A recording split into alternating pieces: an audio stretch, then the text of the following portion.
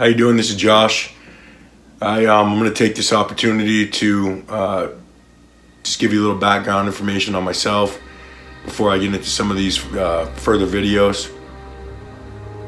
I was born in New England, Massachusetts to be exact.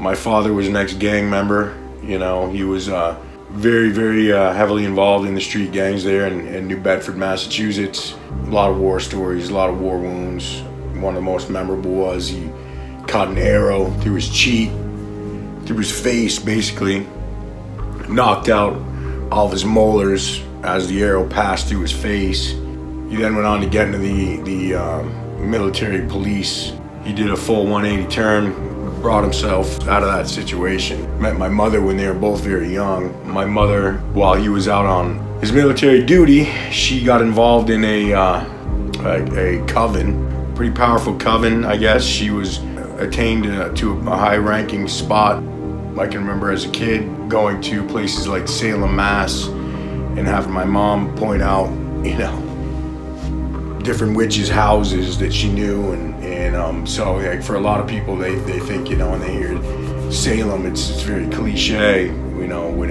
it comes to, you know, this witchery and stuff, but it's actually true. It's a stronghold for these type of people, and I'll get into more of that because my mom really kind of opened the door and really told me a lot about that when I was 7 years old. She wanted to explain to me why she didn't want me to celebrate Halloween. And at that point, she really told me, you know, some stuff that most people wouldn't probably tell their 7-year-old. But I'm glad she did, because since then I've only seen the truth in everything that she said. It's been confirmed by multiple points throughout my life. She moved. My parents separated shortly after I was born. My mom took us kids and got involved with a Doomsday cult. This Doomsday cult's based out of Vermont, and it's still operational today. I'll give you a little information on that. You guys can look it up. They're still there. They are stockpiling weapons, ammunition, food. They're digging in the side of hills, creating bunkers. They've got like 100-something acres up in the woods in outside of Craftsbury, Vermont. And you know, growing up, this was kind of it's kind of embarrassing, really. You know, a lot of the kids at school, their parents knew about this church group, and you know, they knew that it was all bad. My brother and I, my older brother and I, really tried to distance ourselves from that because, and just instinctively, we knew something was wrong. We didn't really want a part of it, and I really despised that cult leader. His name's John Maniotti, and you can go ahead and check it out. Last time I knew, he had a website called The Frugal Squirrel and some other dumb shit. They're real, they're out there, and I found out later that they're actually, he's actually on the government's payroll. So, and I'll detail that out in later videos because it's going to be pertinent to a lot of the stuff that I'm going to share with y'all. So anyway, because of my rebellious actions and everything, I really wanted nothing to do with any of it, you know. So I fell in with a crew that was involved with moving a lot of drugs around from state to state, you know, and that turned into, you know, not just drugs but firearms and other kinds of ordnance, and that's what I did from the time I was about 14 up until about probably 23. About the time when I was 22, I was involved in an altercation with some bikers. I'm not going to mention what you know, what chapter, what, you know, who they rode with or any of that. And I don't have any problems with any bikers, nothing like that. I have friends that have, their lives have basically been saved by Hell's Angels, so I don't have any beef with them at all. But you know, the altercation that I got in with these guys, my man died at my hands from this, and I was charged with a homicide. I fled the country. I went to Europe, went to the Netherlands, all over. I ended up joining the French Foreign Legion, south of France, at a base called Fort de Nogent. It's just like they say, you know, I told them everything. I said, you know, they said, do you have any problems with U.S. justice? I said, yeah, you know, a little bit, you know. But I told them the story. They made their calls. They probably called the Department of Justice. I don't know who they called, but they called and they verified everything that I said, and they changed my name. They changed my name to Robert Nash. My birth date was January 17th, 1976, which is very close to my real birthday. My mother's name was Corey. Her maiden name was Stevens. My father's name was Henry. I was born in New York. I was to memorize this information.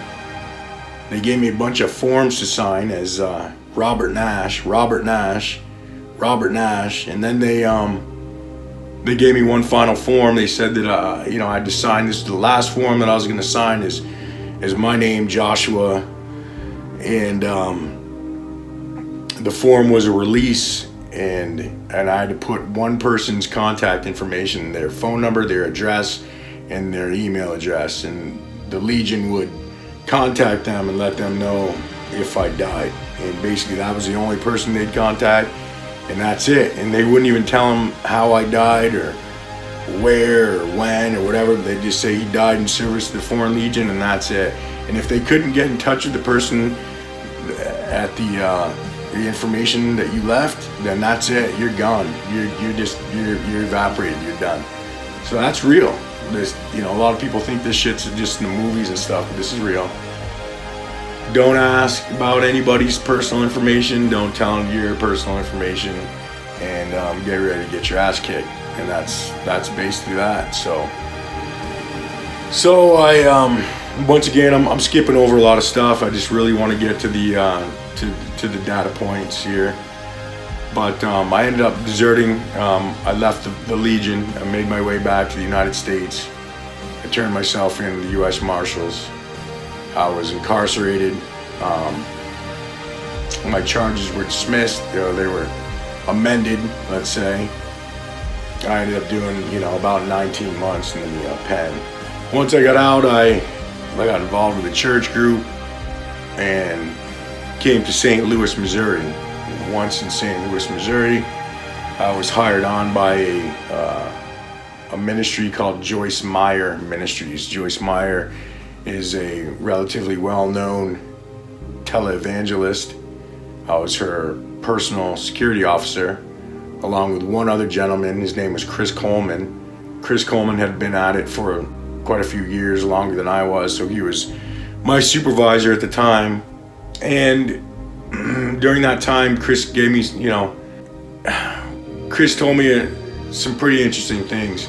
Now, Chris was arrested for the murder of his family.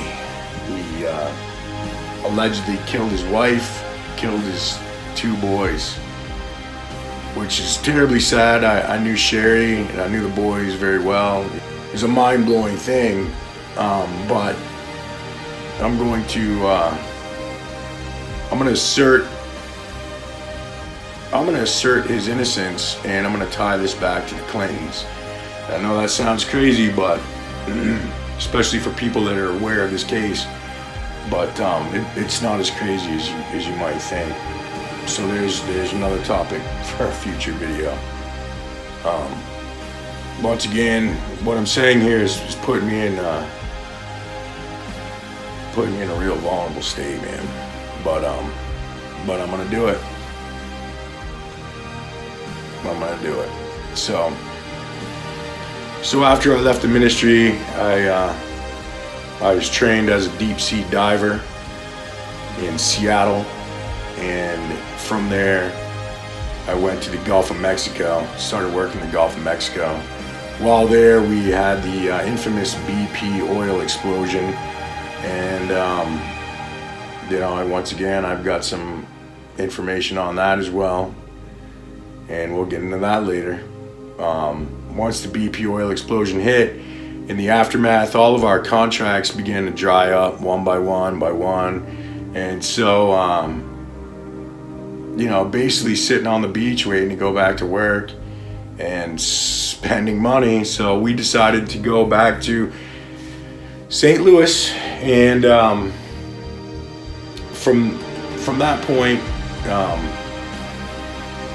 a lot of people that I had been involved with in the past began, I guess, breaking cover or coming out, I guess, as it were. And from that point, I was made aware that even back in the days when I was running drugs and weapons, and not just that, meeting people at the airports and taking people different places, and I was made aware that I was actually unwittingly, unknowingly a part of CIA operations here on U.S. soil. So a lot of these things kind of blew my mind, man. For real, it was something that was really hard to take in. But once these things start getting corroborated over and over and over again by friends that are separated from years and thousands of miles,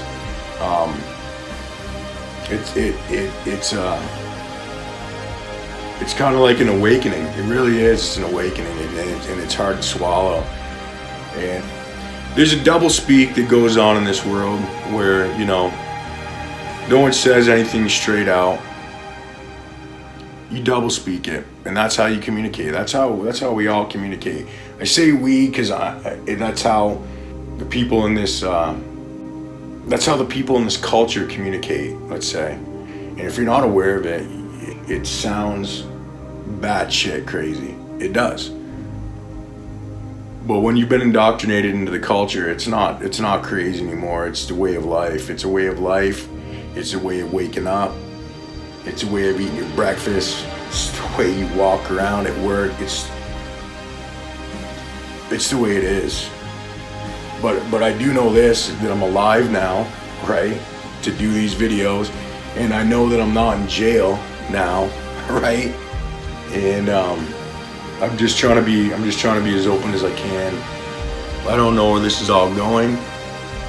This is me just telling a story because it's what I've been through. I've been wanting to write a book. I did write a book, actually. It has nothing to do with this, but I did write a book. If you're interested, you can check it out. It's called The Hope in Noah. But it's just a small piece of this, you know. And what I've come to realize, that the things that I have to say, I don't believe that I can write them down, man. I don't think that I can get this stuff out in a book, and I don't think I can have someone else scribe it out either. I just gotta sit here and talk. So what I told you is really brief. It's really short, it's succinct, but it's gonna lay the foundations for the upcoming topics and for the things that I'm gonna cover in the videos that I'll be sharing with you soon. I didn't think I'd be all nervous sitting here filming myself, but dude, I'm pretty nervous. It's pretty nerve-wracking. It really is. It's pretty nerve-wracking. I didn't think it was gonna be like this, but it is. This is about people that are able to see the world for what it is, see what's going on, read between the lines. This is for people that aren't idiots. And if you're hearing what I'm saying, and you innately know that what I'm saying is real, right? Then you're my brother, or you're my sister, or you're my mom, or you're my dad. Doesn't matter. I don't care about age. I don't care about any of that. Nothing. None of it. We're family, and we need to help each other. Then that's all I'm trying to do. Anyway, I wanted to lay some groundwork for the things that I'm going to be sharing soon. I think I'm going to probably start off with my mom. She's dead now. She died of cancer, myeloma cancer. It ate her up. She was diagnosed with it, and within 4 years she was dead. Wonderful woman, loved God with all of her heart.